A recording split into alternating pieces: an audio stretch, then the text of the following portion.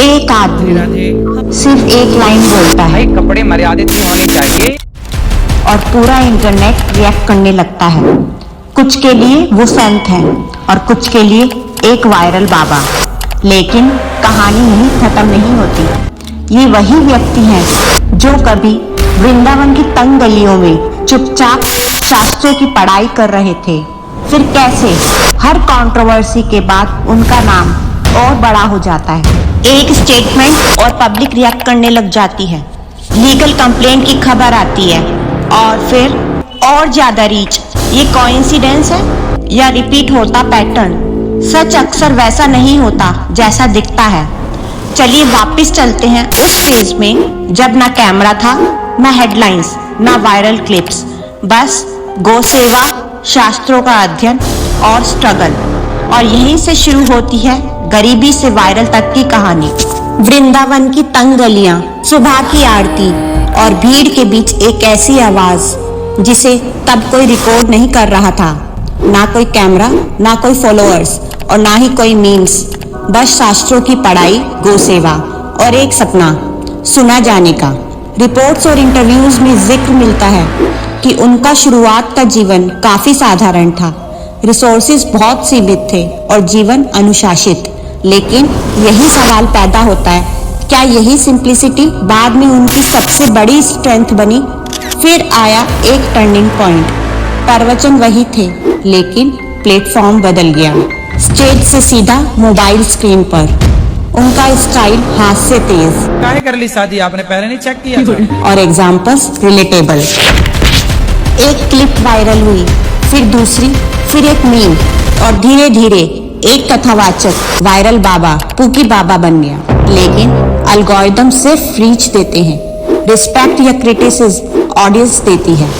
और यही कहानी ट्विस्ट लेती है। अनिरुद्ध आचार्य जी का एक पर्टिकुलर बयान 4 जगह वो मुंह मार चुकी हुई, और फिर पब्लिक का रिएक्शन 2 हिस्सों में बट गया। कुछ लोगों ने उसे सनातन धर्म का पक्ष कहा, कुछ ने उसे पिछड़ी सोच बताया। सोशल मीडिया पर डिबेट शुरू हो गई, रिएक्शन वीडियोस बनने लगे और सबसे इंटरेस्टिंग चीज, हर डिबेट के बाद उनका नाम और ज्यादा सर्च होने लगा।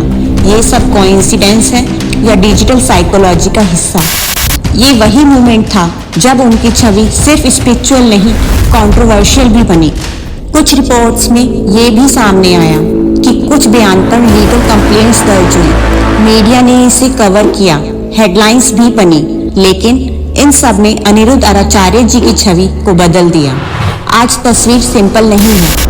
एक तरफ स्ट्रगल की कहानी, वायरल क्लिप्स और साथ में मिली क्रिटिसिज्म और लॉयल सपोर्टर्स, और बीच में एक बड़ा सवाल, क्या ये नेचुरल राइज है या अटेंशन इकोनॉमी का प्रिडिक्टेबल साइकिल? कमेंट में बताएं।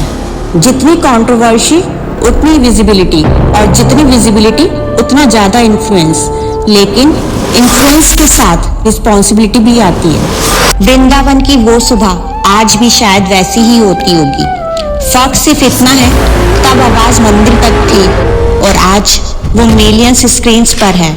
सवाल आपके लिए है, हम सच में सुन रहे हैं या सिर्फ रिएक्ट कर रहे हैं? शायद सच इतना सिंपल नहीं है। डिजिटल दुनिया में हर क्लिप अपने पूरे कॉन्टेक्स्ट के साथ वायरल नहीं होती। कभी 30 सेकंड का टुकड़ा पूरे 30 मिनट की बात को डिफाइन कर देता है, और कभी एक सेंटेंस पूरी पर्सनैलिटी पर सवाल खड़ा कर देता है। लेकिन यहाँ एक और एंगल भी है।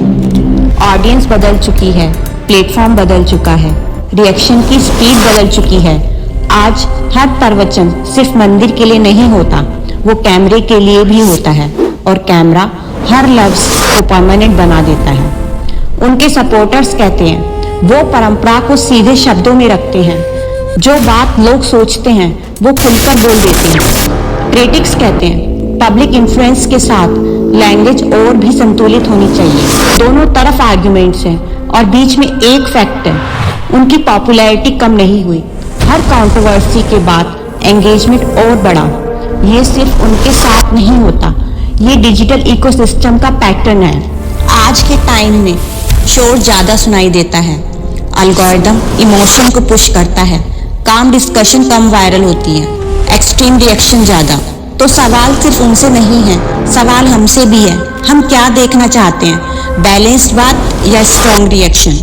वृंदावन की गलियों से मोबाइल स्क्रीन तक का सफर सिर्फ एक व्यक्ति का सफर नहीं है, ये एक युग का सफर है। एक ऐसा युग जहां स्पिरिचुअलिटी भी डिजिटल हो चुकी है, जहां एक कथावाचक एक ब्रांड बन सकता है और जहां एक स्टेटमेंट एक तूफान क्रिएट कर सकता है।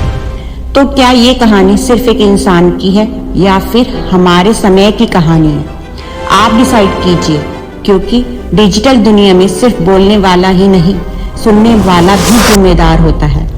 अगर आपको हमारी ये सच की तलाश पसंद आई हो तो वीडियो को लाइक करें, शेयर करें और चैनल को सब्सक्राइब करें। मिलते हैं किसी और वीडियो में एक और सच के साथ। जय श्री राम।